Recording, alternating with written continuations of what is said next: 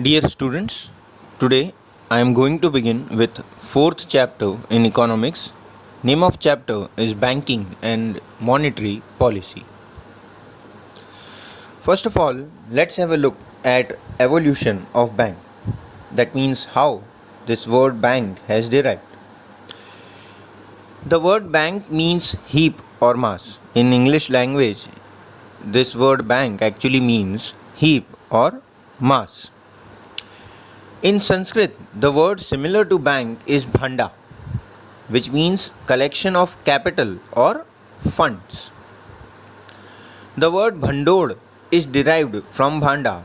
See, if you remember bhandod in Deshinama system, bhandod means what? Capital. So here also this bhandod is actually derived from this word bhanda, and that again means capital or fund.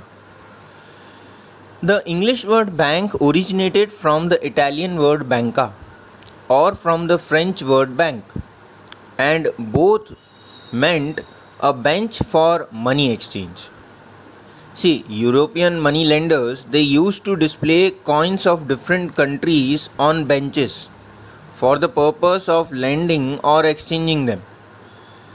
And because they used to sit on bench, and therefore the word bank came into use and is related to collection of fund or money, because they used to exchange those coins or they used to lend those coins, and because they were sitting on bench, so from this bench itself this word bank was derived.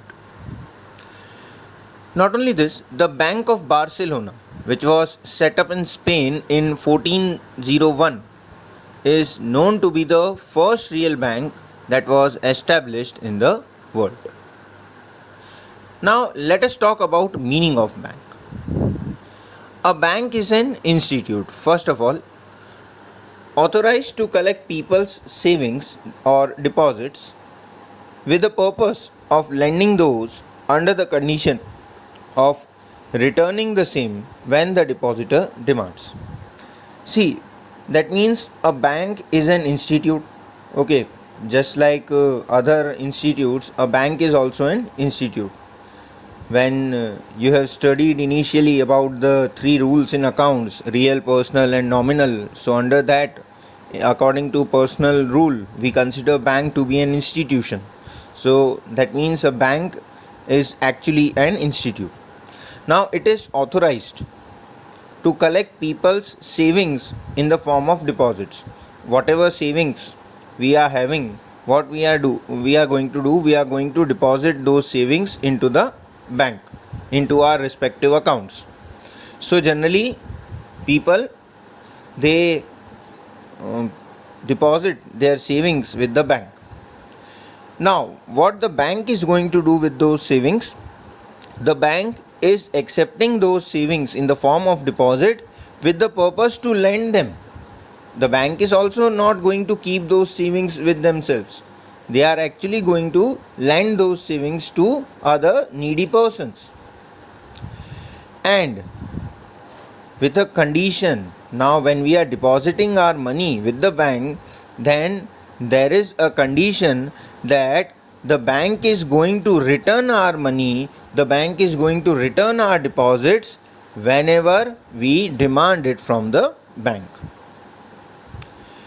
So next one, that is, a bank is a commercial organization functioning for profit. First of all, just like other business unit, a bank is also a commercial organization, and because it is a commercial organization, therefore its main aim is to earn profit.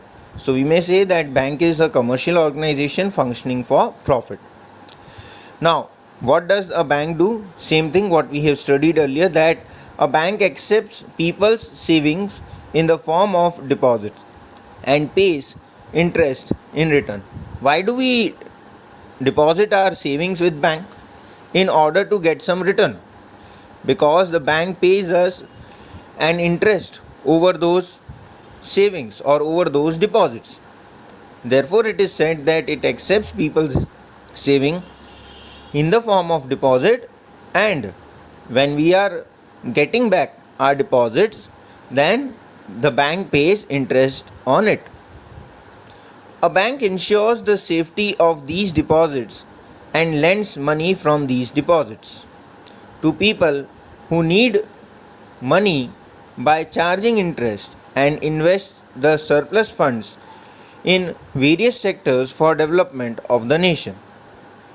See, why do we deposit our savings with the bank? Because we have trust on bank, because we have faith on bank, that whatever money that we are depositing with our bank, the bank is going to return those back whenever we demand. So that is why we are having a surety that our money is very much safe with the banks. So it ensures the safety of these deposits. Moreover, as we have studied earlier, that the bank lends these money to those persons who need money. And just like bank pays interest on our deposits, similarly the bank takes interest from those persons to whom the bank has lent the money. Okay, because we are giving our money for the bank to be used by bank, and therefore the bank pays interest to us on that money. Similarly, because the bank is also giving the money to some other person so that it can be used by them, therefore the bank charges interest from those persons. Not only this, even after lending, whenever any surplus amount or any excess amount is left with the bank then invests that money into the other sectors for the development of the nation. Banks are instrumental in mobilizing money. See, banks are mainly responsible for mobilizing, that means for circulating the money. Okay, why circulating? Because it takes money from depositors like us from one hand, and then it lends the money to the needy persons from the other hand. Thus, it is doing the work of circulating the money. Therefore, it is said that these are instrumental in mobilizing money. Value of stock of money which is not mobilized among activities tends to fall at a future date. See, whatever money which is not circulating, which is kept as it is, then its value is not going to increase. Definitely. That is one of the reason why we are not why we are not keeping our money with ourselves. We are depositing it with the bank. Why? Because if the money is kept at our home, we are not going to get any growth on that money. But when we are depositing that money with the bank, definitely we are going to get interest over that money. So, and value of circulating money tends to increase. Similarly, but the value of money which is circulating, like the bank takes deposits from one hand and then it circulates the money. How it circulates? By giving loan to some person, or maybe by investing it in some sectors. So when it gives loan, it gets interest. When it invests, it gets interest, or it may get profit from that investment. And therefore the money which is circulating, definitely its value is going to increase. Now, talking about classification of banks.